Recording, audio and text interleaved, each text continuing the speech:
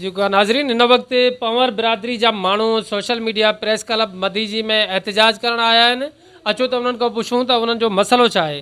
जी तव्हांजो छा मसइलो आहे, कहिड़े हवाले सां एहतजाज आहे? असांजी मोटरसाइकिल वई आहे 5 ॾींहं थी वियो आहे।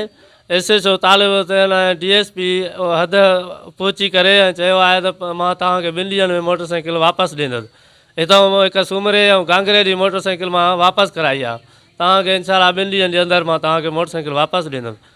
असां रोज़ु रोज़ु थाणे ते वञूं था, चवे थो अॼु सुभाणे असांखे रोज़ु रोज़ु हाणे वरंदियूं वरी ग़लति ॻाल्हाए बाबा न आहे मोटरसाइकिल मूं वटि, मां काॾों वणिया मां का खीसे में खणी घुमायां थो या वञी जातो वणे वठो।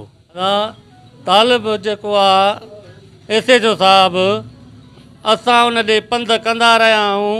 2 ॾींहंनि जी असांखे चयो ऐं मोहलत ॾियो, तव्हांखे गाॾी वापसि ॾींदुमि। 2 ॾींहंनि खां बाद में वियाऊंसि, चए थो काॾों वणिया गाॾी, मां तव्हांजी गाॾी खसराई आहे गीदे में आहे, काॾों ॾियां। मां उते बि चयोमांसि साईं तूं सॼो ॾींहुं गुंडनि सां दाड़ेलनि सां वास्तो आहे तुंहिंजो, आइस्क्रीमूं खाए थो, हर शइ करे थो, महिरबानी करे गाॾी वापसि ॾे, न त रोज़ु धरणा हूंदई, हर ॻाल्हि हूंदई, दिलासा ॾिए थो, चए थो धरणो न अॼु तो गाॾी वापसि ॾे, सुभाणे थो ॾे। कल्ह छोकिरे खे इहो जवाबु ॾिनई त मूंखे गाॾी कोन्हे का।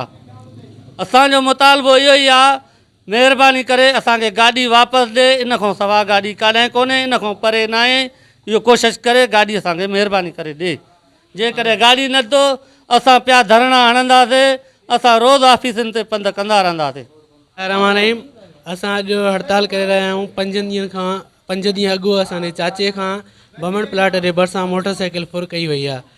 असां SHO तालिब खां मुतालबो था कयूं त असांखे महिरबानी करे जल्दी गाॾी वापसि कराई ॾिनी वञे, न त असां वधीक हड़ताल करे रोड ब्लॉक कंदासीं। बिस्मिल्लाह रहमान रहीम। जीअं त 5 ॾींहं पहिरियां असांजे दोस्त नुमान पंवर खां बाइक जेको आहे बामण प्लाट मदे जी हद खां फुर थी वई आहे। उन में SHO तालिब हुसैन कोरी असांखे ख़ाली दिलासा ॾींदो रहियो आहे। 5 ॾींहं असांखे थी विया आहिनि, थाणे जा चकर कटींदा रहिया आहियूं।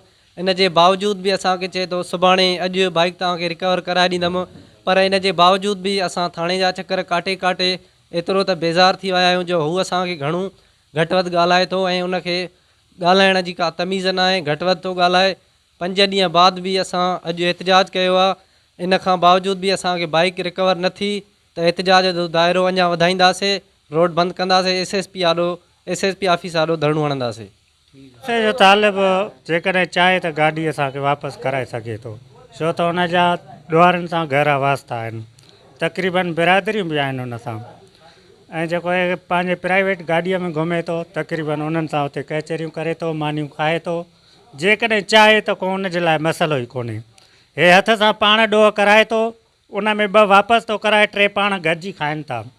असां ग़रीब हारी आहियूं, महिरबानी करे असांखे पंहिंजी मोटरसाइकिल वापसि कराई वञे, न त SP ऑफिस आॾो। असां ग़रीब माण्हू आहियूं, पाण साड़ींदासीं। हर हाल में असांखे मोटरसाइकिल खपे। असांजी औकात एतिरी न आहे जो असां एतिरी तकलीफ़ बर्दाश्त करे सघूं।